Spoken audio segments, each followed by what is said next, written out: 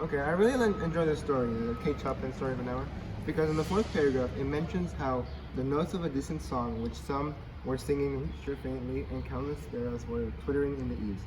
It like mentions about happiness in life, and I really enjoy like the perspective that she's been. Yeah. I mean, it's a you can tell like she's supposed to be upset because her husband's dead, but the song is like uplifting, so it's like completely different than what you're expecting. Yeah. So I agree with that.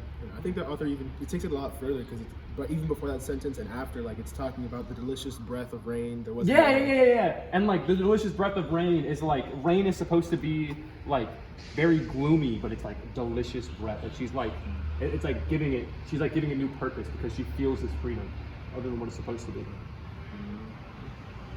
It also talks about how like there's like it's bright outside with like green leaves, really contrasts from like the dark gloominess that you would think of death per se.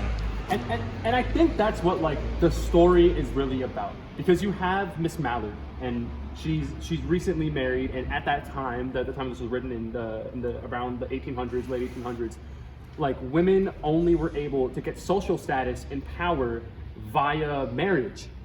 Unless if they didn't want to be married, they'd have to get married, and then their husbands would have to die, and then they would have all the social standings that like without their husband. So they would be free and have everything that their husband would be able to give them, but without their husband. So you can kind of see like this character change within her, where she's supposed to. I'm sorry to cut you off, Chris, but isn't that kind of like in Breaking Bad, how Walter White he goes through a character change from where the beginning. Get the hell out of here! What are you talking about? Get out of here!